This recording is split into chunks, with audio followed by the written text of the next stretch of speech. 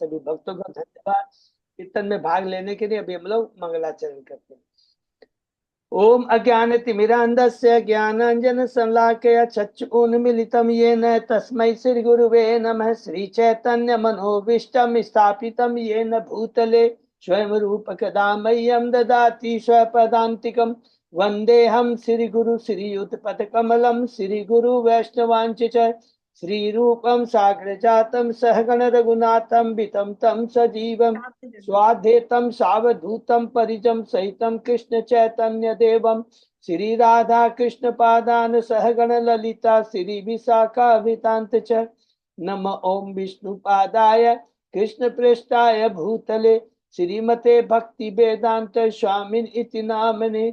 नमस्ते सारस्वती देवे गौरवाणी प्रचारिणे निर्विशेषा शून्यवादी पाश्चात्य देश तारिणी वांछा कल्पतरुभ्यश्च कृपा सिन्धुभ्येव च पतितानां पावनेभ्यो वैष्णवेभ्यो नमो नमः।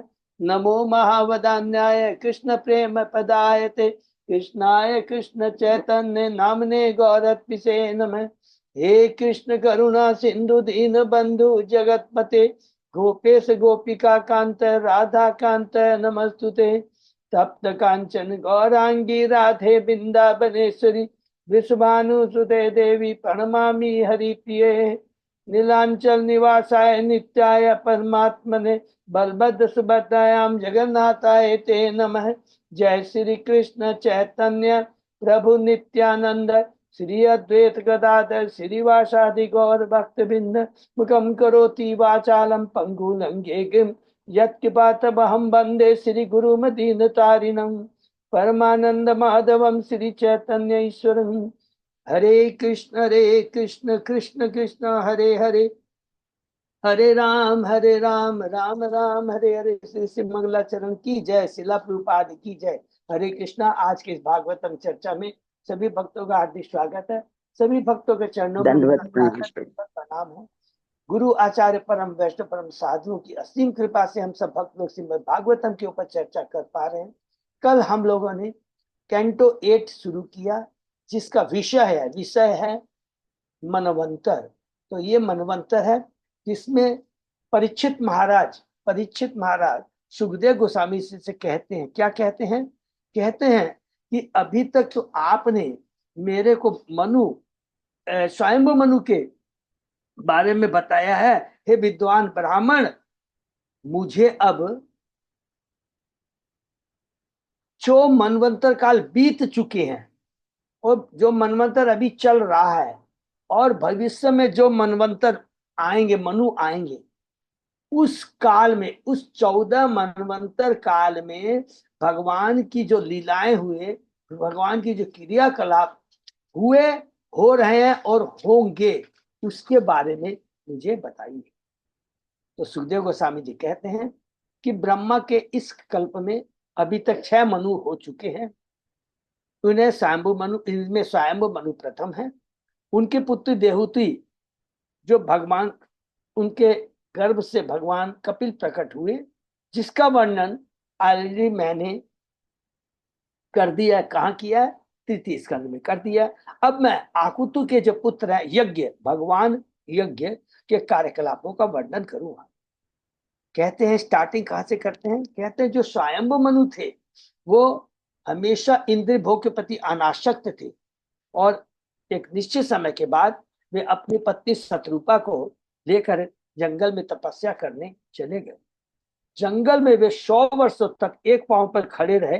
वो खड़े रहे, चुप नहीं थे, और तपस्या करते समय वो भगवान का ग्लोरिफिकेशन करते हैं, जो कि शुरू होता है। क्या कहते हैं?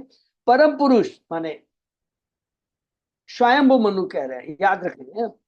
ये सुखदेव गोस्वामी जी नहीं कह रहे, स्वयंभू मनु क्या कह रहे हैं तपस्या करते हुए, वो बात सुखदेव गोस्वामी जी यहाँ पर बता रहे हैं कि स्वयंभू मनु कहते हैं परम पुरुष भगवान ने इस भौतिक जगत की सृष्टि की, न कि भौतिक जगत से उनकी सृष्टि हुई। पहली तो है कि भगवान ही सृष्टा है, परम सृष्टा, सर्व कारण कारण।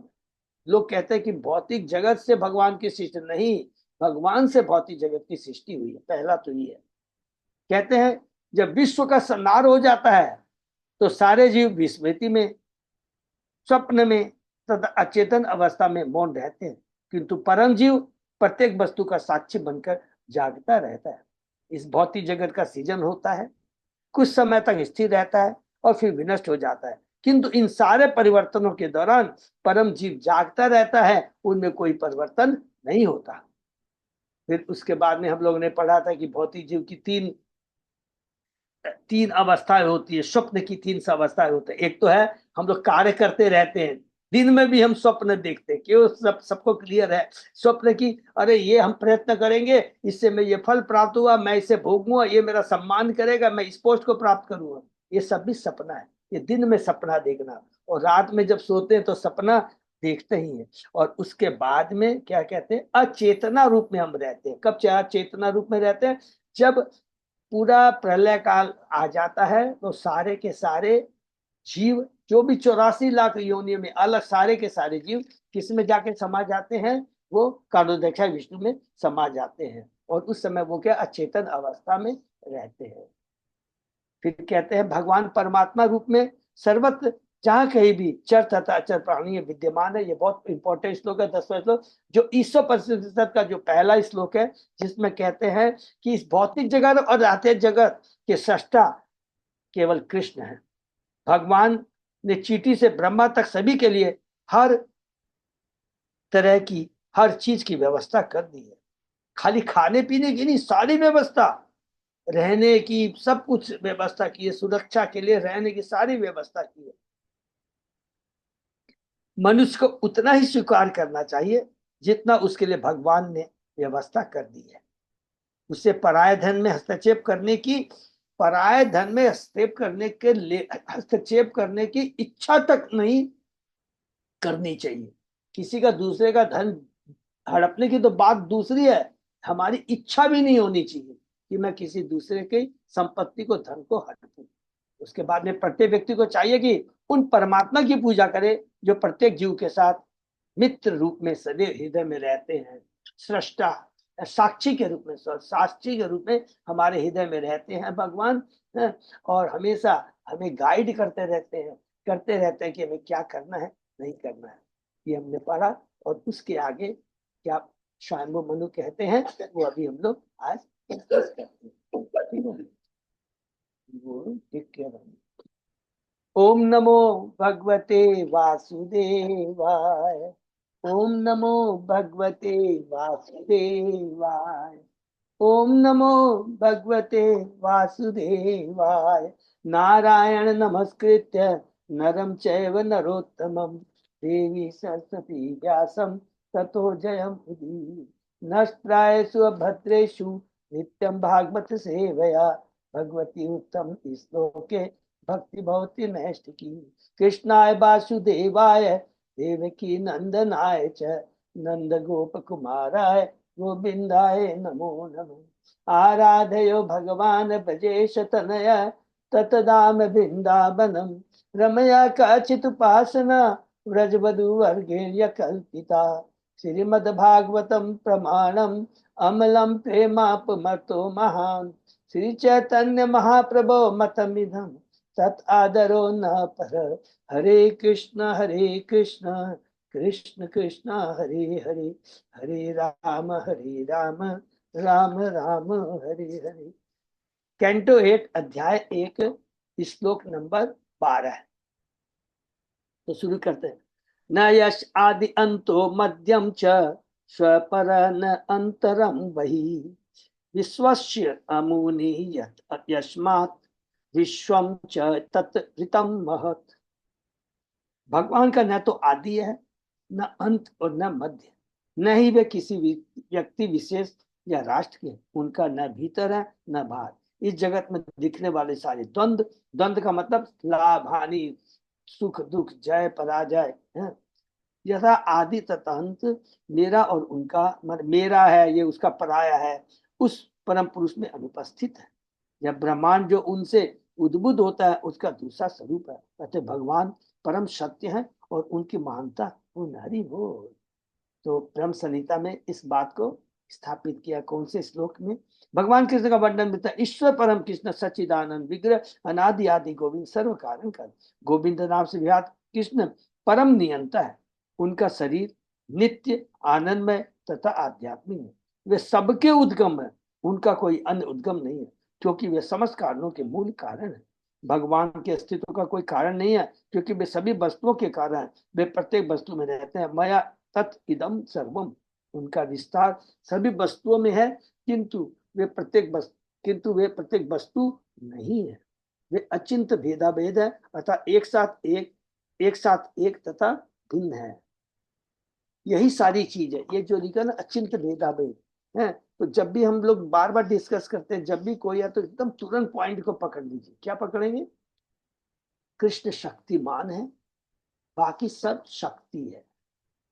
कुछ भी हो, हम भी शक्ति है, देवता भी शक्ति है, जड़ जगत भी शक्ति है, कुछ भी ले लीजिए, नेम एनीथिंग, वो सब भगवान का ही प्राकट्य है, शक्तिमान से आया है। ये अचिंत, और बिना शक्तिमान के शक्ति का कोई अस्तित्व नहीं रह सकता। इसको कहते हैं अचिंत भेदा भेद।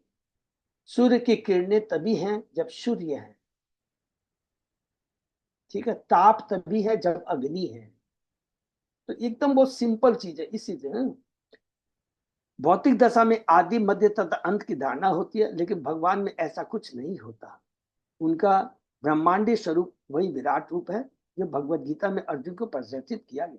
अतः वे सर्वत्र तथा सदैव विद्यमान रहने के कारण परम सत्य तथा महानतम है। उनकी महानता पूर्ण है। ईश्वर महान है, किंतु वे किस तरह महान है इसकी व्याख्या यहाँ की गई है।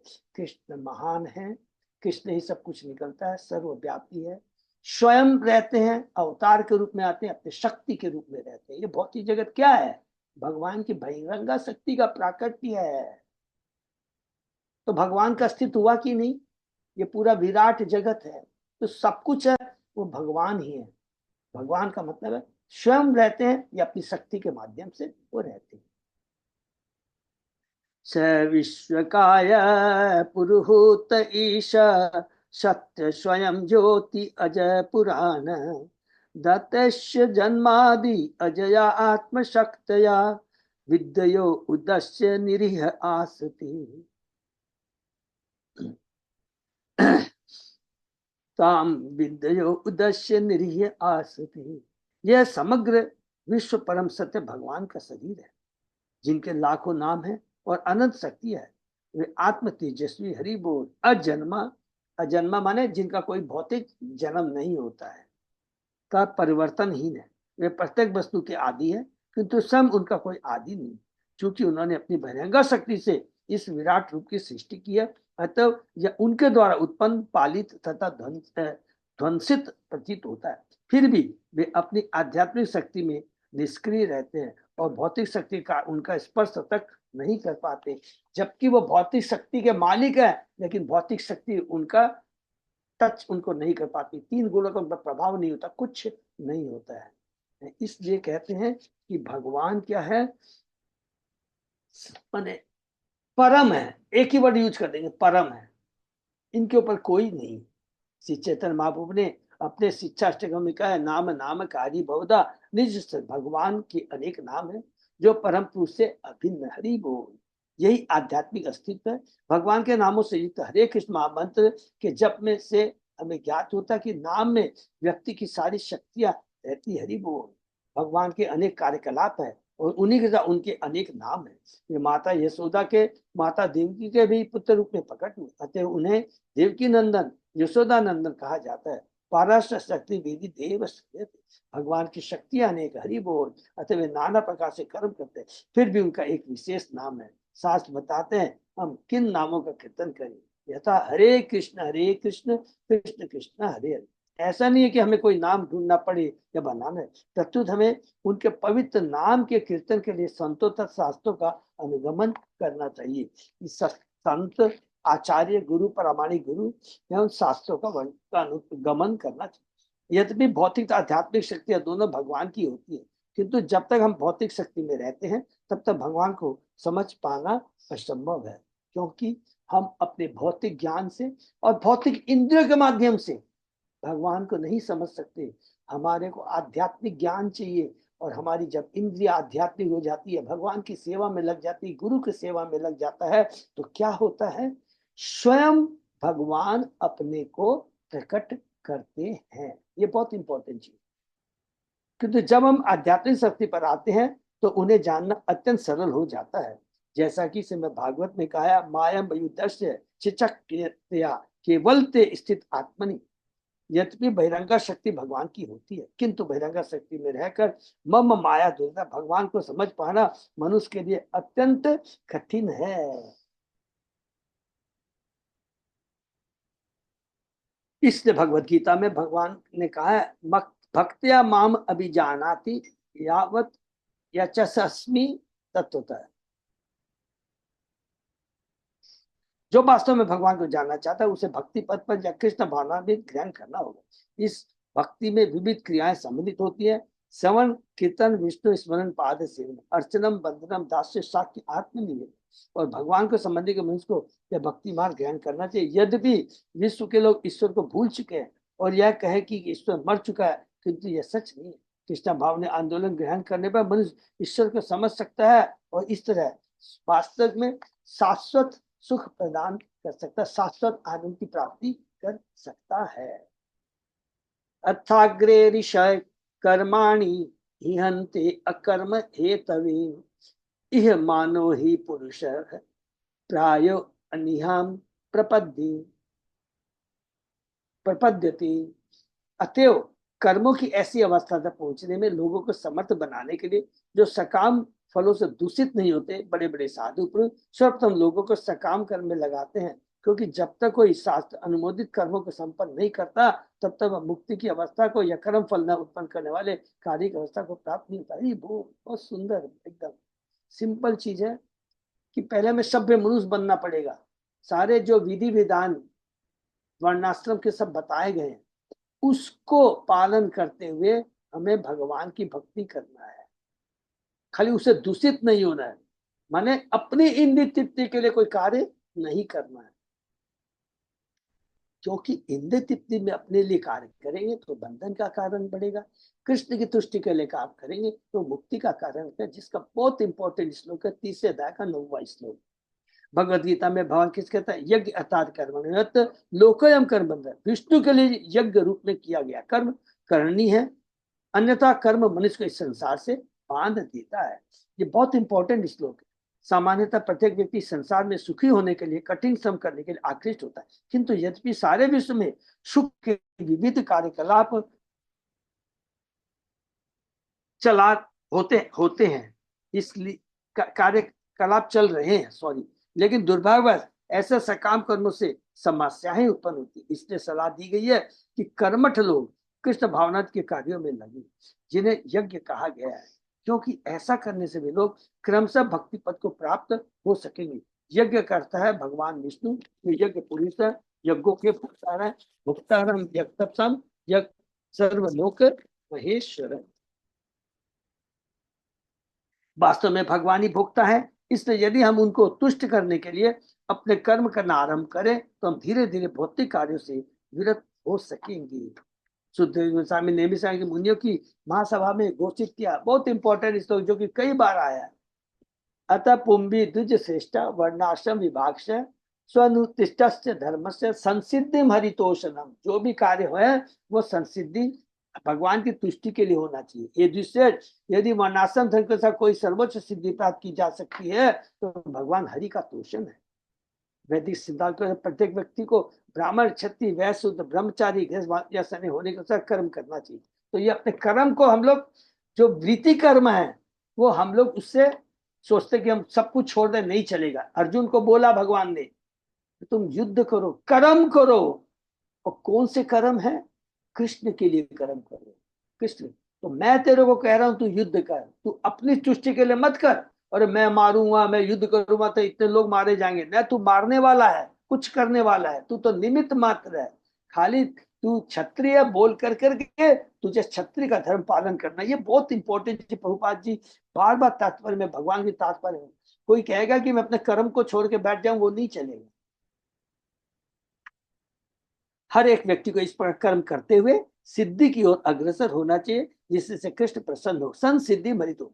कोई अकर्मण्य बनकर कृष्ण को प्रसन्न नहीं कर सकता। हरि बोल। उसे भगवान को प्रसन्न करने के लिए गुरु के आदेशों का कर्म करना चाहिए। तभी वह धीरे धीरे शुद्ध भक्ति अवस्था तक पहुंच सकेगा। जैसा कि श्रीमद् भागवत में कहा गया है, निष्कर्म अपि अच्युत भाव वर्जितम न शोभते ज्ञान अलव निरंजनम। समस्त भौतिक आकर्षण से मुक्त होने पर भी आत्म साक्षात्कार का ज्ञान अच्छा नहीं लगता, जो च्युत की जो अच्युत सॉरी ईश्वर की धारणा से भिन्न। हरि बोल। ईश्वर की धारणा से भिन्न कोई भी अच्छा नहीं है। ज्ञान ज्ञानी है, बहुत बड़े ज्ञानी होते हैं, दार्शनिक होते हैं, 3 गुणों से ऊपर को पार कर जाते हैं, ब्रह्म ज्योति में चले जाते हैं, लेकिन भगवान का साक्षात्कार नहीं, ज्ञान नहीं है। तो भगवान से धारणा, कृष्ण की धारणा से विहीन कोई भी चीज अच्छी नहीं होती। ज्ञानी कहते हैं कि मनुष्य कुछ न करता, एकमात्र ब्रह्म का ध्यान करते हुए नस्कर्म को ग्रहण करे, क्योंकि यह तब तक असंभव है जब तक उसे परम कृष्ण की अनुभूति न हो। हरि बोल। यदि कृष्ण भाव न हो तो कोई भी कर्म, चाहे परोपकारी हो, राजनीतिक या सामाजिक हो, कर्म बंधन को ही उत्पन्न करता है। कोई भी कार्य जो कृष्ण संबंधित नहीं है वो बंधन का कारण है। एक सेंटेंस के अंदर में सब कुछ आ गया। जब तक मनुष्य कर्म बंधन में फंसा रहता है तब तक उसे विभिन्न प्रकार के शरीर धारण करने पड़ते हैं, जो मनुष्य जीवन की सुविधा को नष्ट कर देता है। इसलिए भगवद गीता में कर्म योग की संतुति की गई है। अरुरुक्षो मुने योगम कर्म कारण उच्यते, योगारूढ़स्य तस्यैव शम कारण उच्यते। जो योग पद्धति में नवदीक्षित है उसके लिए कर्म साधन है, किंतु जिसने योग की प्राप्ति कर दी है उसके लिए सभी भौतिक कर्मों से विराम लेना ही साधन कहलाता है। फिर भी कर्मेन्द्रियाणि संयम्य य आस्ते मनसा स्मरन् इंद्रियार्थम विमूढ़ात्मा मिथ्याचार स उच्यते। जो इंद्रियों को तथा कर्मेंद्रियों को रोक लेता है, किंतु जिसका मन इंद्रिय विषयों का चिंतन करता रहता है, वह निश्चय अपने को धोखा देता है और वंचक कहलाता है, पाखंडी कहलाता है।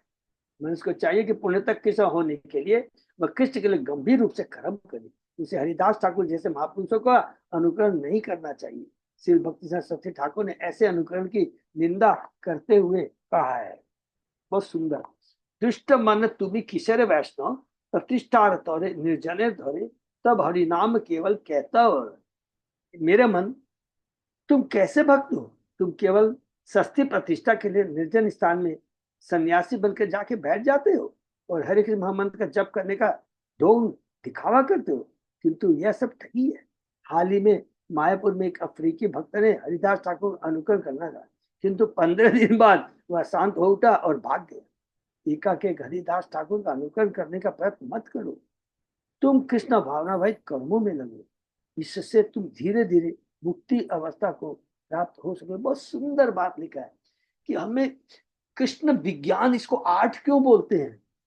मुक्ति हितन यथा पूरम रूपम स्वरूपेण व्यवस्थित है। कितना सुंदर आर्ट है। भगवान कितनी सुंदर तरीके से प्रभुपाद जी एक्सप्लेन करते हैं। हम मनुष्य हैं, हम बद्ध जीव हैं, इस भौतिक जगत में आया। बद्ध क्यों बोलते हैं? क्योंकि हम 3 गुणों से बंधे हुए हैं। होशियार बनने की दरकार नहीं, सत्वगुण रजोगुण तमोगुण। और पिछले अध्याय में हमने पढ़ा सत्वगुण भी कभी कभी क्या होता है, वो दुखदाई माने समझ लीजिए दूषित होता है। दूषित का मतलब क्या हुआ? सत्वगुण में रहकर भी हमारी इंद्रिय तृप्ति रहती है, प्रतिष्ठा पाने की इच्छा रहती है, हमने किसी का बुरा नहीं किया, हमने अच्छे से अपना घर चला रहे हैं, समाज को चला रहे हैं, परोपकार सब कुछ ठीक है, लेकिन इंद्रिय तृप्ति तो रह जाती है ना, कि मैंने ऐसा किया। वो तो सिंपल चीज है। हम जैसे हरिनाम का जप करते रहेंगे तो स्वतः ही ये जितनी भी इंद्रिय तृप्ति से, चाहे वो ग्रॉस रूप में या सूक्ष्म रूप में है, धीरे धीरे स्वतः ही वो खत्म हो जाती है। भौतिक प्रयास से नहीं होगा। भक्ति की जितनी शक्ति होगी उस शक्ति के सामने स्वतः ही भौतिक आसक्ति कटती चली जाएगी, करती चली जाएगी। इतना सुंदर प्रोसेस प्रभुपाद जी ने, आचार्य ने बताया, वो कुछ नहीं करना। तो स्वतः ही तब क्या होगा, तब हम, माने एग्जाम्पल क्या है, हम लोग पढ़ते हैं, जब तक फ्लाइट वो जमीन का सहारा कब तक लेती रहती है, जब तक पूरी फोर्स में नहीं आ जाता है, तब तक उसको जमीन की आवश्यकता पड़ती रहती है। लेकिन जब पूरी स्पीड में करने के बाद में पूरा एकदम कंफर्म हो जाता है, उसका एकदम माने सेटिस्फेक्शन आ जाता है कि अब मुझे पृथ्वी के सपोर्ट की दरकार नहीं है, तब वो उड़ना शुरू करता है। तब आप सब कुछ छोड़ सकते हैं, इसके पहले नहीं। और वो अपने आप छोड़ सकते हैं, बोलना भी गलत है, स्वतः ही अपने आप हो जाएगा, कुछ करने की दरकार नहीं पड़ती है। क्योंकि सबसे बड़ी बात है, भगवान परमात्मा के रूप में साथ में है, वो अपने आप ही जो करना कर देंगे, हमें खाली अपना कर्तव्य करना है। तो ये बहुत बड़ी इंपॉर्टेंट है।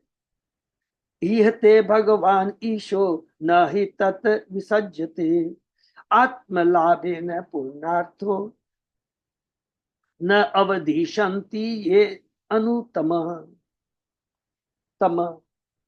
भगवान अपने ही लाभ से ऐश्वर्यपूर्ण है, फिर भी वे संसार के सृष्टा, पालक तथा संहर्ता के रूप में कार्य करते हैं। इस प्रकार से कर्म करते हुए भी वे कभी बंधन में नहीं पड़ते। अतएव जो भक्तगण उनके चरण को लोग अनुगमन करते हैं, वे भी कभी बंधन में नहीं पड़ते। हरि बोल। ये बहुत इंपॉर्टेंट चीज है। अगर भगवान बहिरंगा शक्ति है, भगवान से उत्पन्न है, भगवान टच कर देते तो भगवान का कोई असर नहीं होगा। मैं एग्जाम्पल बता दूं, लेकिन हम भौतिक चीजों के प्रति जरा सा भी टच करते हैं, उसके प्रति उसका प्रभाव आसक्त हो जाते हैं।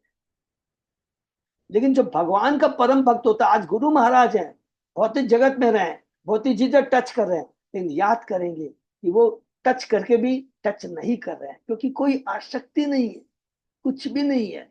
वो सारी चीजें, हर चीज उनकी, हर सांस, हर कार्य, हर सोच, जो भी कह लीजिए, वो कृष्णमय है। कृष्ण, ये अवस्था होती है परमहंस की अवस्था। ये बहुत इंपॉर्टेंट चीज समझना है।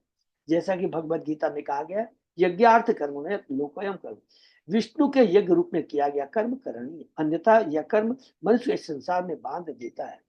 या इसमें हम लोग एक चीज और बोल सकते हैं, हमें युक्त बैरागी बनना है, फल्गु बैरागी नहीं। ये बहुत इंपॉर्टेंट है, ये जो है भागवतम के 2 श्लोक है।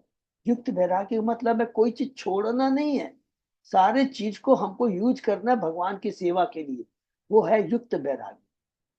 और फल्गु बैरागी भी नहीं बनना ज्ञानी लोग की तरह। ज्ञानी क्या करते हैं, और इसको टच करूंगा तो मेरे को इसके प्रति आसक्ति हो जाएगी, ये करूं, नहीं, नहीं चलेगा। सब भगवान ने दिया है, भगवान की सेवा में लगाने के लिए दिया है, उसको तुम लोग उस दृष्टि से मत देखो, इसको भगवान की चीज है, भगवान की सेवा में लगाओ, ये बुद्धिमानी है। तब हम क्या कहेंगे कि सब चीज को यूज करते हुए भी बैरागी कहलाएंगे, सन्यासी कहलाएंगे। गृहस्थ में रहते हुए भगवान को, कृष्ण को केंद्र में रखकर यदि सारे कार्य करते हैं, तो गृहस्थ में रहते भी हम सन्यासी ब्रह्मचारी कहलाएंगे। कितना सुंदर तत्व ज्ञान प्रभुपाद जी ने दे दिया है। यदि हम कृष्ण भाव में रहकर कर्म नहीं करते, तो हम बंधन में पड़ेंगे। जिस तरह की रेशम का कीड़ा अपने ही कृमि कोष में बंध जाता है, भगवान कृष्ण हमें यह शिक्षा देने के प्रकट होते हैं क्या, कि हम किस तरह कर्म करें। हरि बोल। जिससे जगत में बंधे नहीं। हरि बोल। भगवान की असीम कृपा। स्वयं आते हैं, गुरु के रूप में आते हैं, चैत्य गुरु के रूप में रहते हैं, बाह्य गुरु के रूप में रहते हैं, परमात्मा के रूप में रहते हैं, कुछ भी कह लीजिए, सर्वत्र भगवान हमारे साथ रहते हैं और हमें बताते हैं किस तरह हमें जगत में कर्म करना चाहिए, जिसे हम बंधे नहीं। हमारी असली समस्या यह है कि हम भौतिकतावादी कार्यकलापों में फंसे हैं, और हमारे बद्ध होने से हमारा संघर्ष एक शरीर से दूसरा शरीर धारण करने के दंड रूप में चलता रहता है। जैसा कि भगवत गीता में भगवान कहते हैं, ममे वांसे जीव लोके जीव भूत सनातन मनस्ष्टानी इंद्रियाणि प्रकृति स्थानी कर्षति। इस बद्ध जगत में सारे जीव मेरे नित्य अंश है। हरि बोल। पहला तो ये बद्ध जीवन के कारण वे मन समेत 6 इंद्रियों द्वारा कठिन संघर्ष में लगे, कि हम बद्ध हैं। इस बद्ध जीवन, बहुत इंपॉर्टेंट वर्ड है, बद्ध जीवन माने 3 गुणों से बंधे हैं, और 3 गुणों से जब बन जाते हैं, तो ये जो इंद्रियां हैं वो इधर उधर भागती है, उससे हमको संघर्ष करना पड़ता है। ये खाऊंगी, ये टेस्ट करूंगी, ये भोगूंगी, ये देखूंगी, तो समझे कि नहीं। आंख, कान, नाक, मुंह, जीभ सब इस तरह की केवल भौतिक इच्छा में लिप्त रहते हैं, और इससे हमें संघर्ष करना पड़ता है। जब तक हम बद्ध जीव रहते हैं, सारे जीव वास्तव में सूक्ष्म रूप है और भगवान के अंश हैं। भगवान हर वस्तु में पूर्ण है, और भगवान के छोटे कण भी मूलतः उन्हीं के समान गुणमय। हरि बोल। किंतु अपने सूक्ष्म अस्तित्व के कारण वे भौतिक आकर्षण से दूषित होकर बद्ध हो जाते हैं। बहुत सुंदर बात है। वैसे हमको मालूम, फिर भी रिपीट करते हैं, हमारा जो अस्तित्व, हम अणु है, भगवान विभु है। बच्चे को माँ का हाथ पकड़ के चलना चाहिए, नहीं तो बच्चा गिर सकता है ना। अगर वो न गिरे, उसके लिए क्या चाहिए उसको? अपने माँ का हाथ पकड़ के चले, माँ के आदेश का पालन करे, तो वो गिरेगा नहीं। आत्मविश्वास, शक्ति, स्वतंत्रता, भय रहित, सब कुछ उसमें आ जाएगा अगर अपनी माँ का हाथ पकड़ के माँ के आदेश का पालन करके चलेगा। और माँ का हाथ छोड़ करके अगर नहीं मैं बहुत हूं, तो कभी भी धोखा खा जाएगा, कभी भी लोग धोखा करते हैं। इसलिए कहते हैं हम शुभ खड़े हैं, इसलिए हम लोग भौतिक आकर्षण से दूषित होकर बद हो जाते हैं। अतः हमें भगवान के आदेशों का पालन करना चाहिए, तब हमें भी कृष्ण की भांति किसी भी बात पर पश्चाताप नहीं करना पड़ेगा। न अभिदंत वशिदंती, यह अनुतम है जो ऊपर में श्लोक में लिखा हुआ है, क्योंकि वे सृजन पालता संसार जैसे अपने भौतिक कार्य से कभी बंधते नहीं। भगवत गीता में कृष्ण सब उपदेश देते हैं, और जो भी इनका पालन करता है मुक्त हो जाता है। कृष्ण के उपदेशों का पालन तभी संभव है जब कोई भक्त हो, क्योंकि कृष्ण यह आदेश देते हैं कि हे मनुष्य, तुम भक्त बनो, मन मना भव मत भक्तो मध्याजी माम नमस्कृत। सदैव मेरा चिंतन करो, मेरे भक्त बनो, मेरी पूजा करो और मुझे नमस्कार करो। भगवत गीता बहुत इंपॉर्टेंट है। 18वें अध्याय का 65 हुआ है, और इसी तरह का श्लोक भी हमारे 9वें अध्याय के 34वें श्लोक में सेम बात कहते हैं। सदैव कृष्ण के चिंतन का अर्थ होता है हरे कृष्ण मंत्र का कीर्तन, हरि बोल। किंतु जब तक कोई दीक्षित भक्त न बन ले, तो यह संभव नहीं है। जो ही वह भक्त बन जाता है, वह चढ़ के पूजा में लग जाता है। मध्याजी भक्त करता है, भक्त का कार्य है भगवान तथा गुरु को सदा नमस्कार करना। भक्ति पद तक उठने का यह मान्य सिद्धांत है। इस पद में प्राप्त होते ही मनुष्य भगवान को धीरे धीरे समझने लगता है, और कृष्ण को समझ लेने मात्र से ही वह बंधन से छूट जाता है। हरि बोल। कितनी सुंदर प्रोसेस प्रभुपाद जी बताते हैं। तो दीक्षा लेना जरूरी है, दीक्षित भक्त न बन दे, तो दीक्षा लेना बहुत जरूरी है प्लीज। तम ही मानम निरहंकृतम बुद्धम निराशियम निराशिषम पूर्णम अनन्य चोदितम निर्शिक्षयन्तम निजवर्तमं संसितम प्रभुम प्रपद्ये अखिल धर्म भावनम। भगवान कृष्ण एक समान व्यक्ति की भांति कर्म करते हैं, फिर भी वे कर्म फल भोगने की इच्छा नहीं रखते। वे ज्ञान से पूर्ण, भौतिक इच्छा तथा विक्षोभों से मुक्त एवं पूर्णतः स्वतंत्र है। वे मानव समाज के परम शिक्षक के रूप में अपनी कर्म शैली का उपदेश देते हैं। हरि बोल। वे मानव समाज के परम शिक्षक के रूप में, वो परम गुरु है, परम शिक्षक है, अपनी कर्म शैली का उपदेश देते हैं और धर्म के असली मार्ग का उद्घाटन करते हैं। वास्तविक जीव का धर्म क्या, परम धर्म क्या, मैं हर व्यक्ति से प्रार्थना करता हूँ कि उनका पालन करे। स्वयंभू मनु कितना सुंदर श्लोक यहाँ पर कहते हैं कि देखो भगवान कौन है, उनके आदेशों का पालन करो, और मैं आपसे प्रार्थना करता हूँ कि उनके आदेशों का पालन करेंगे तो हमारा जीवन धन्य हो जाएगा। हमारे कृष्ण भावनामृत आंदोलन का सही यही सार है। मानव समाज से हमारा यही अनुरोध है कि वे भगवत गीता के उपदेशकर्ता के पद चिन्हों पर चले। उपदेशकर्ता कौन है? कृष्ण है। भगवत गीता यथारूप के उपदेशों का पालन करते हुए जीवन सफल हो जाएगा। देखिए प्रभुपाद जी बार बार लिख देते हैं यथारूप का, और किसी दूसरे का उपदेश नहीं, जो कृष्ण के डायरेक्ट जो उपदेश है, यथा एज इट इज। जो कोई अपने मन से उसमें परिवर्तन करके बोले कि नहीं इसका ये तो नहीं चलेगा, तो हमारा जीवन सफल हो जाएगा। कि जो आंदोलन का यही सार है, कि जो आंदोलन का व्यवस्थापक हर एक को शिक्षा दे रहा है कि किस प्रकार भगवान रामचंद्र, भगवान कृष्ण, चैतन्य महाप्रभु का अनुसरण किया जाए। इस संसार में राजतंत्र या अच्छी सरकार के लिए नेता की आवश्यकता होती है। भगवान रामचंद्र ने अपने व्यावहारिक उदाहरण द्वारा यह प्रदर्शित किया कि किस प्रकार सारे मानव समाज के लाभ के लिए जिया जाए, किस प्रकार के एक समाज में मर्यादा रखी जाए। भगवान रामचंद्र ने इसको प्रूव किया। उन्होंने रावण जैसे असुरों के साथ युद्ध किया, उन्होंने अपने पिता के आदेश का पालन किया और माता सीता के पत्नी व्रत पति बने रहे। अतः आदर्श राजा के रूप में भगवान के कार्यों की कोई तुलना नहीं है। निसंदेह लोग अभी भी राम राज की लालसा करते हैं। इसी प्रकार कृष्ण भगवान होते हुए भी अपने शिष्य तथा भक्त अर्जुन को शिक्षा दी कि किस तरह जीवन जिया जाए जिससे अंततः भगवदान वापस लौटा जा सके। त्यक्ता देहम पुत्रन में नैति मामी। भगवद गीता में सभी प्रकार की शिक्षाएं मिलती है, राजनीतिक, आर्थिक, सामाजिक, धार्मिक, सांस्कृतिक या दार्शनिक, ये और सारी शिक्षाओं का उद्देश्य एक ही है, कृष्ण को जानना। सिंपल चीज है। मनुष्य को उनका दृढ़तापूर्वक पालन भर करना है। भगवान श्री चैतन्य के रूप में शुद्ध भक्त की भूमिका मात्र अदा करने के लिए भी जन्म लेते हैं। हरि बोल। स्वयं चेतन भाव। इस तरह भगवान हमारे जीवन को सफल बनाने के लिए हमें अनेक प्रकार से शिक्षा देते हैं, और स्वयंभू मनु हम सबों के से अनुरोध कर रहे हैं कि हम उनका पालन करें। हरि बोल। स्वयंभू मनु मानव जाति के अग्रणी नेता है। हम लोग मनु की संतान है, और उन्होंने मानव समाज के मार्गदर्शन हेतु मनु संहिता नामक ग्रंथ प्रदान किया है। इसमें भी हमें भगवान के विभिन्न अवतारों के अनुसार चलने का निर्देश देते हैं।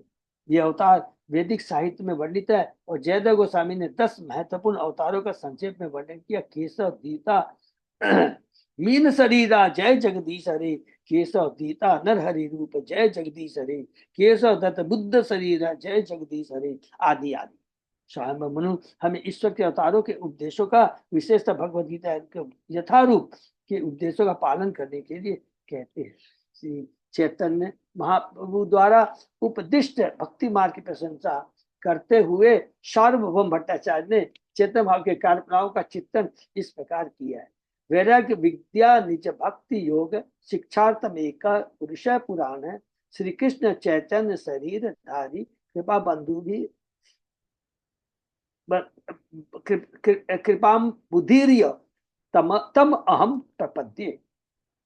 मैं भगवान श्री कृष्ण की शरण ग्रहण करता हूँ, जो हमें असली ज्ञान, भगवान की भक्ति तथा कृष्ण चेतना में बाधक प्रत्येक मुक्त विरक्ति का उपदेश देने के लिए श्री चेतन भाव के रूप में अवतरित हुए। स्वयं भक्त के रूप में इसलिए अवतरित हुए क्योंकि वे दिव्य कृपा के सागर। हरि बोल। मैं उनके शरण करणों में शरण लेता हूँ। चैतन्य चंद्रोदय नाटक से लिया गया है।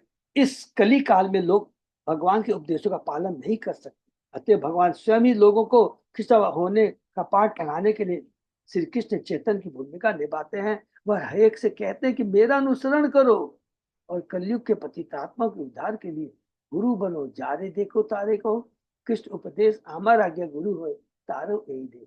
देखिए इस चीज में थोड़ा सा हम लोग ध्यान रखेंगे। भगवान चेतन महाप्रभु ने भी कहा है, कृष्ण भगवान ने भी कहा है। कृष्ण भगवान ने 18 के 69 श्लोक में क्या कहा?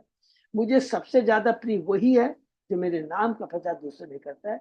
वही चीज यहाँ पर चेतन बाबू कहते हैं, पहले आचार अपने जीवन में उतारो और फिर गुरु बन कर करके प्रचार करो, उपदेशक बन करके। झूठा पाखंडी नहीं, पहले आचार और फिर प्रचार। हर व्यक्ति को उपदेश दो कि वह भगवत गीता से भागवत में दिए गए कृष्ण के आदेशों का पालन करे। इससे गुरु बनकर इस भूमि के प्रत्येक व्यक्ति को मुक्त बनाने का प्रयास करे। हरि बोल। भगवान रामचंद्र, भगवान कृष्ण तथा भगवान चैतन्य महाप्रभु का एक ही उद्देश्य तथा मानव समाज को यह सिखाना कि किस प्रकार भगवान के उपदेशों का पालन करके सुखी हुआ जाए। श्री शुकवाच इति मंत्रो उपनिषदम व्याहन उपनिषदम व्याहंतरम समाहितम दृष्ट्वा असुरा यादुत्थाना जगधुम अभ्यद्रवन क्षुद्धा। सुखदेव गोस्वामी ने आगे कहा, इस प्रकार श्याम मनु उपनिषदों के मंत्रों की जय ध्वनि करते हुए समाधिष्ट हो गए। उन्हें देखकर राक्षस तथा सुरगण अत्यंत भूखे होने का उन्हें निगल जाना चाहते थे, अतः उनके पीछे द्रुत गति से दौड़ने लगे। हरि बोल। तो ये स्वयंभू मनु इस प्रकार का ईश्वर तत्व के बारे में और जीव तत्व के बारे में, ईश्वर के प्रति, जीव का ईश्वर के प्रति क्या कर्तव्य, कितना सुंदर इन श्लोकों में बताते हैं। और उसके बाद में वो क्या है कि समाधिष्ट हो गए, और उस समय क्या है, माने जो भी जानवर जो भी निगल देना चाहते हैं, तब देखिए उनको आके कौन बचाता है। हरि बोल। तान तथा अवसितान अविसितान वीक्ष्य यज्ञ सर्वगतो हरि, या में परिवृत्त देवे हत्वा अशासत त्रिविष्टपम। प्रत्येक हृदय में वास करने वाले भगवान विष्णु यज्ञपति के रूप में प्रकट हुए। उन्होंने देखा, सबको याद है ना, यज्ञ किसके पुत्र है? भूलना नहीं, आकुति की। आकुति देवहूति के पहले हमने पढ़ा था तीसरे दूसरे या तीसरे श्लोक में कि हमने देवहूति के पुत्र कपिल का तो वर्णन कर दिया तीसरे कैंटो में।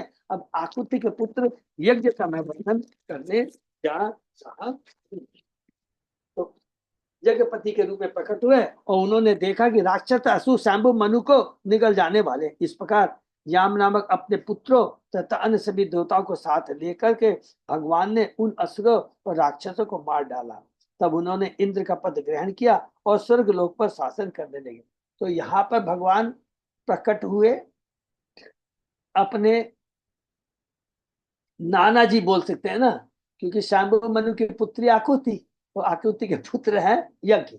अपने नाना को उन्होंने किस तरह पहले बचाया नंबर 1, और उसके बाद में उस समय कोई इंद्र का पद नहीं था तो वो खुद इंद्र का पद संभालते, स्वयं भगवान इंद्र का पद संभाले, क्लियर लिखा है।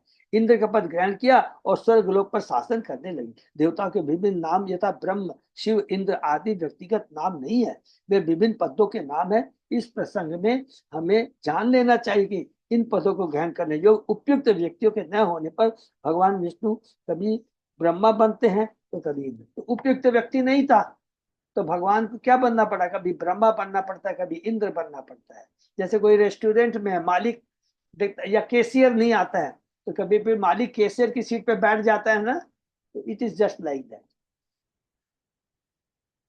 स्वारोचिषो द्वितीय तु मनु अग्रे सुतो अभवत ध्रुमत ध्रुमत शुषेण रोचिस्मत प्रमुखा तस्य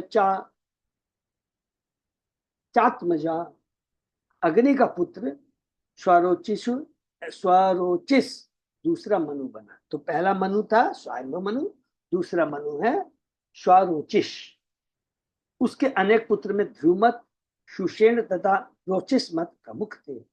मनवंतरम मनुदेवा मनुपुत्र सुरेश्वर ऋषियो शाश्वतारस्य हरे षड विद उच्यते। भगवान के अनेक अवतार हैं। मनु, मनुपुत्र, स्वर्ग लोक का राजा तथा सप्त, ये सभी भगवान के अंश अवतार है। स्वयं मनु, उनके पुत्र पीवत तथा उत्तानपाद, 10 दक्ष द्वारा उत्पन्न देवता तथा मरीचि जैसे, ये सभी शांभु मनु के राज्यकाल में भगवान के अंश अवतार थे।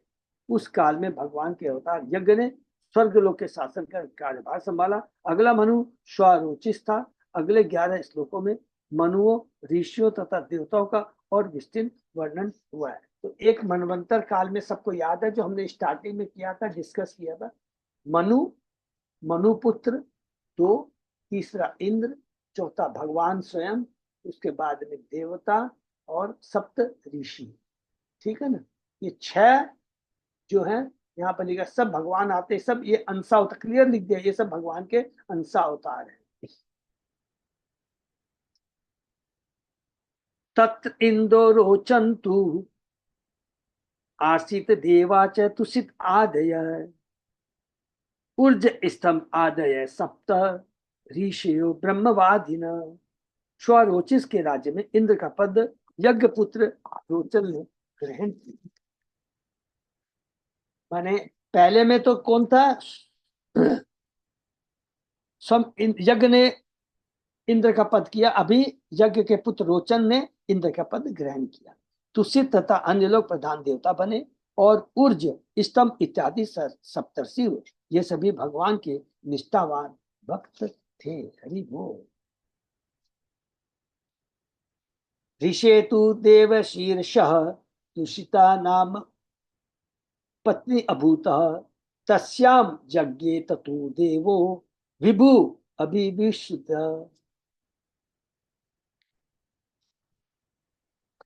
देवशिरा अत्यंत विख्यात ऋषि थे। उनकी पत्नी तुषिता के गर्भ से विभु नामक अवतार ने जन्म दिया।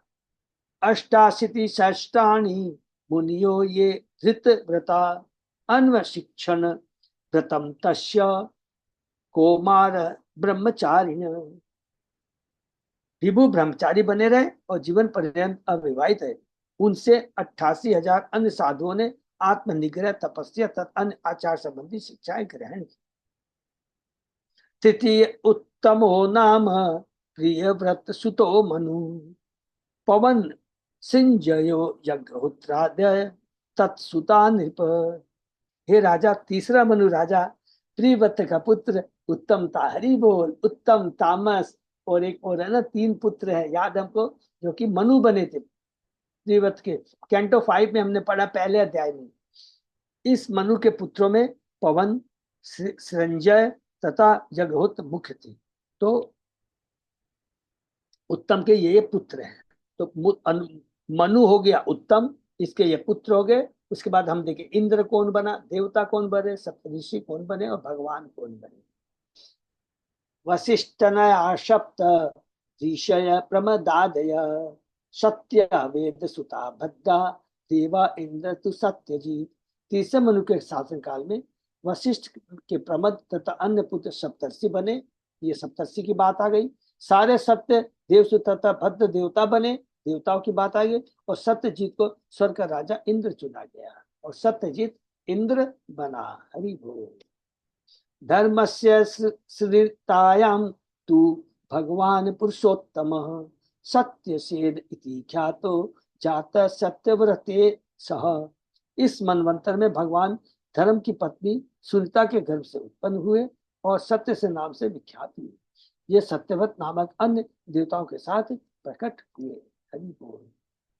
सो मैंने एक एक मनु के काल में कौन इंद्र बना, कौन भगवान आए, कौन उनके पुत्र हुए, कौन देवता बने, कौन सत्य, इसका वर्णन करते जा रहे हैं। तो तीसरा अभी हम लोग मनु का है, उसके बाद चौथा, तो अभी तीसरा मनु की बात चल रही है। सो अनित व्रत दुशीलान अशतो यक्ष राक्षसान भूत ध्रुवो भूत गणांच अवधित सत्यजीत शक। सत्य ने अपने मित्र सत्यजीत सहित, जो उस काल के स्वर्ग के राजा इंद्र थे, समस्त झूठे अपवित्र तथा जुटारी यक्षों रासों तथा भूत प्रेतों का वध कर दिया, क्योंकि वे सारे जीवों को कष्ट पहुंचाते थे। हरि बोल। तीसरा हुआ, अब चौथा। चतुर्थ उत्तम भ्राता मनु नामना च तामशः पितु ख्याति नर केतु इति आद्यादश तत्सुता। तीसरे मनु उत्तम का भाई जो तामस नाम से विख्यात था, चौथा मनु बना। तामस के 10 पुत्र, जिसमें पितु, ख्याति, नर तथा केतु प्रमुख थे। सत्य का हरयो वीरा देवा त्रिशिख ईश्वर ज्योतिर्धाम सब ज्योतिर्धाम आदय सप्तऋषय तामसे अंतरी। तामस मनु के शासन में सत्यक, हरि तथा वीरगण देवताओं में से थे, देवताओं का हो गया। त्रिशिख स्वर्ग का राजा इंद्र था, इंद्र का हो गया। सप्तर्षि धाम के ऋषियों में ज्योतिर्धाम प्रमुख थे, जो सप्तर्षि थे उसमें से ज्योतिर्धाम मुख्य थे। हरि बोल। देवा वेद वेदतयो नाम विधृते तनया नृप नष्टा कालेन ये वेदा विधृता श्वेन तेजसा। हे राजा, तामस मनवंतर में विधृति के पुत्र भी जो वैधृति कहलाते हैं, देवता बने। ये अब देवता का हो गया। चूंकि कार्यक्रम से वैदिक स्वत्व विनष्ट हो गया था, अतः इन देवताओं ने अपने बल से वैदिक सत्व की रक्षा की। तो इस काल में देवताओं ने क्या बहुमूल्य इंपॉर्टेंट कार्य किए, इसका वर्णन है। तामस मनवंतर में 2 प्रकार के देवता थे, जिनमें से एक वैदिक कहलाते हैं। देवताओं का कार्य वेदों के स्वत्व की रक्षा करना है। देवता शब्द वेदों के स्वत्व को बहन करने वाले का सूचक है, जबकि राक्षस वे हैं जो वैदिक स्वत्व का उल्लंघन करते हैं। यदि वेदों का स्वत्व जाता रहता है तो समग्र ब्रह्मांड अशांत हो जाता है। अतः देवताओं के साथ साथ राजों तथा सरकार के सहायकों का कर्तव्य है कि वे स्वत्व को पूरा संरक्षण प्रदान करें, अन्यथा समाज, मानव समाज में अशांति छा जाएगी। माने सिंपल बोलेंगे, पशु समाज हो जाएगा यदि वेदों के नियमों का पालन नहीं करते। ये राजा का कर्तव्य है। माने जो राजर्षि होता है वो बताता है वेद शास्त्र के बारे में। पहले जमाने में तो ये सब हमारे कंपल्सरी थे, हमारे कोर्स में थे। अभी तो सब कुछ हट गया, फिर दोबारा से भी गीता आ रही है, अन्यथा मानव समाज में अशांति छा जाएगी। सिंपली बोलेंगे पशु समाज हो जाएगा और तब उसमें शांति तो समृद्धि नहीं रह सकती। हरि बोल। तत्तापि यज्ञ भगवान हरिण्याम हरिमेधश हरि इति आयतो ये न गजेंद्रो मोचितो ग्रहात्। हरि बोल। इस मनवंतर में भगवान विष्णु ने हरि मेधा की पत्नी हरिणी के गर्भ से जन्म लिया और वे हरि कहलाए। तो चौथे मनवंतर में भगवान हरि के रूप में है। हरि ने हाथियों के राजा एवं उनके भक्त गजेंद्र को घड़ियाल के मुख से छुड़ाया। जैसे ही सुखदेव गोस्वामी जी बताते हैं परीक्षित महाराज को, तुरंत परीक्षित महाराज बोल बैठते हैं। राजोवाच वादरायण एतत्ते श्रोतुम इच्छामहे वयम हरि यथा गजपतिम ग्रस्तम अनु अमुमुचित। राजा परीक्षित ने कहा, हे वादरायणी प्रभु, हम आपसे विस्तार से यह सुनना चाहते हैं कि घड़ियाल द्वारा आक्रमण किए जाने पर हाथियों के राजा गजेंद्र को हरि ने किस प्रकार छुड़ाया। तत्कथासु महत्पुण्यम धन्यम स्वस्त्ययनम शुभम यत्र यत्र उत्तम श्लोके भगवान कीयते हरि। कोई भी साहित्य या कथा जिसमें भगवान उत्तम श्लोक का वर्णन, उनकी महिमा का गायन किया जाता है, वह निश्चय ही महान, शुद्ध, धन्य, कल्याण तथा उत्तम है। तो कितना सुंदर है। हाथी को छुड़ाया, कोई बात नहीं, लेकिन किसने छुड़ाया? हरि ने छुड़ाया। उस हरि के बारे में मैं जानना चाहता हूँ। तो हमारी जिज्ञासा हमेशा भगवान और भगवान के भक्तों के बारे में जानने की होनी चाहिए, जैसा कि परीक्षित महाराज के आचरण से पड़ता है। और उसमें सुखदेव गोस्वामी को भी बहुत आनंद आता है। कोई भी साहित्य या कथा जिसमें भगवान उत्तम से वर्णन हो, उनकी महिमा का गायन किया है, वह निश्चय महान, शुद्ध, धन्य, कल्याण पर तथा उत्तम है। 4 चीज लिखा, देखिए, महान है, शुद्ध है, धन्य है, कल्याणप्रद है, उत्तम है। भगवान के बारे में जानना वांछनीय है, पूजनीय है, प्रशंसनीय है और सबसे बड़ा लाभदायक है। और यही जीवन का लक्ष्य है। भगवान और भगवान के भक्तों के बारे में सुनना, श्रवण कीर्तन, स्मरण करना, यही जीवन का लक्ष्य है। यही उत्तम कार्य है। यही मनुष्य जीवन का वास्तविक सदुपयोग है। कृष्ण भाव आंदोलन कृष्ण का वर्णन करने मात्र से सारे विश्व में फैल रहा है। हमने कई पुस्तकें प्रकाशित की है, जिनमें श्री चैतन्य महाप्रभु 17 खंडों में प्रत्येक 400 पृष्ठ का है।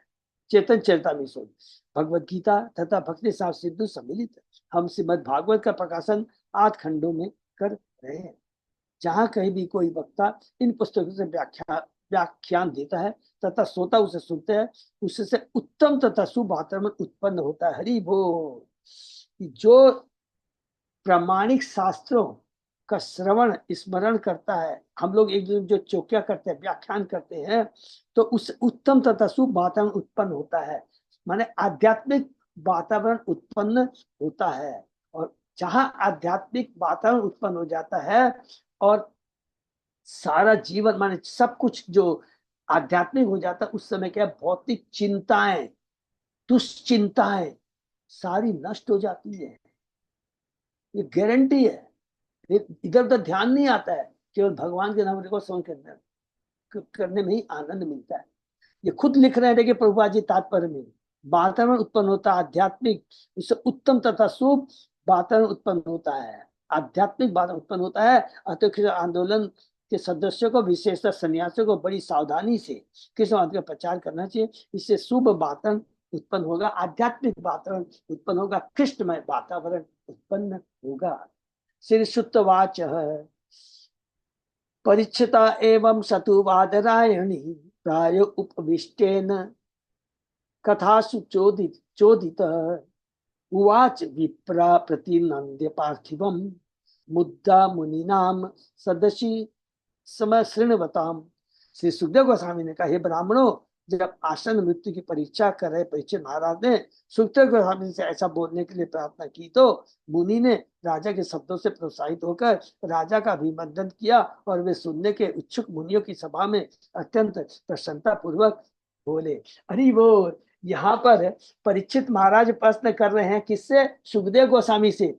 अब ये बात सुखदेव गोस्वामी जी कह रहे हैं। देखो, परीक्षित ने सुखदेव गोस्वामी से तो सुखदेव गोस्वामी किसको कह रहे हैं? नेमी सरायण में जो बैठे हुए सारे ऋषियों को कह रहे हैं कि हे ऋषियों, ऐसा प्रश्न देखो परीक्षित महाराज ने सुखदेव गोस्वामी से कहा था, और उसके बाद में सुखदेव गोस्वामी जी क्या उत्तर देते हैं, इसको तुम ध्यान से सुनो। हरि बोल। तो ये अब पहला अध्याय समाप्त हुआ। हम लोगों ने मनु के बारे में पढ़ा। मनु के बारे में कौन सा? उनके प्रारंभिक कार्य नहीं, मनु के बारे में तो हमने बहुत डिटेल में कैंटो 3 में पढ़ लिया था कि मनु है, सत्यरूपा है, देवहूति है, कैसे उनको ले जाते हैं, कर्दम मुनि के पास रिक्वेस्ट करते हैं और कर्दम मुनि उन्हें एक्सेप्ट करते हैं। कंडीशन कहते हैं कि जब माँ बन जाएगी देवहूति तो मैं छोड़ के चला जाऊंगा। देवहूति के 7 कन्या, 9 कितनी कन्याएं होती है, फिर कहती है मुझे एक तो पुत्र भी चाहिए। तब भगवान कपिल होते हैं और तुरंत कर्दम मुनि वहां से घर छोड़ के चले जाते हैं। और उसके बाद में देवहूति और कपिल मुनि का, हा हा, क्या सुंदर है, कितना सुंदर जो शिक्षा है ना। कैंटो 3 को बार बार समय मिलेगा तो फिर याद करेंगे। पूरा एक एक जीव के बारे में बताया है, सृष्टि के बारे में बताया है, एक एक जीव की चेतना के अनुसार हमारा कैसे उसके प्रति बर्ताव होना चाहिए। ऐसा नहीं है शेर है, अरे उसमें भी तो आत्मा है, भगवान का अंश नहीं चलेगा, जाके उसको गले लगाएंगे। ये सारा ज्ञान कपिल मुनि ने दिया। हर चेतना के अनुसार हमें जीव के संग में व्यवहार करना है। वो सुंदर है ये। तो ये चीज तो सांबु मनु का हमने पूरा पढ़ा है। और ध्रुव महाराज का भी हमने, ध्रुव महाराज के भी वंश में पढ़ा, उस समय भी थे। याद है ना सबको कि ध्रुव महाराज जब यक्ष को मारना शुरू कर देते हैं कि उन उत्तम को मारा था तो गुस्सा हो जाते हैं, तो सबको मारना। तो स्वयंभु मनु आगे कहते अरे एक ही तो राक्षस ने, यक्ष ने तुम्हारे भाई की हत्या की, तुम सबको क्यों मारना शुरू करो? तो ये स्वयंभु मनु कितनी कृपा करते हैं। अब यहाँ पे आकर कर करके अब वो क्या है, सब कुछ छोड़ कर कर करके समाधि में चले जाते हैं, जंगल में चले जाते हैं। और जंगल में जाकर के क्या सुंदर शिक्षा देते हैं, ईश्वर तत्व, जीव तत्व के बारे में बताते हैं। बताने के बाद में उसके बाद में दूसरा, तीसरा, चौथा मनु के बारे में आज हमने पढ़ा। स्वरोचित, उत्तम और तामस, ये 4 के बारे में हमने पढ़ा। अब ये चौथा जो तामस के काल में, मनवंतर काल में गजेंद्र की लीला हुई थी, वो अब हम चूंकि परीक्षित महाराज सुनना चाहते हैं तो वही परीक्षित महाराज को सुखदेव गोस्वामी बताएंगे। अध्याय 2 से हम लोग कल सुनेंगे। हरे कृष्णा। बहुत सुंदर सीक्वेंस और बहुत बढ़िया है। तो हम लोग अच्छे से पूरा 14 मनु का, उसके अंदर में कौन देवता बने, कौन सप्तर्षि थे, कौन भगवान थे, कौन इंद्र था, सप्तर्षि थे, वो नोट करके बना सकते हैं। वो कोई बात नहीं है, अपने रिकॉर्ड के लिए रख सकते हैं। ठीक है ना। हरे कृष्णा। ये पे विराम देते। किसी का कोई प्रश्न तो पूछ। हरे कृष्णा। धन्यवाद, प्रणाम प्रभु जी। हरे कृष्णा। अच्युत अजय दास प्रभु। हाँ प्रभु। हरे कृष्ण प्रभु जी। धन्यवाद। कोई कुछ अनाउंसमेंट है प्रभु? नहीं प्रभु जी। नहीं। ठीक है, तो फिर हम लोग यही विराम। हरे कृष्णा। हरे कृष्ण। से भक्तों का बहुत बहुत धन्यवाद। कल से नहीं विराम देते हैं, फिर कल से स्टार्ट देते हैं।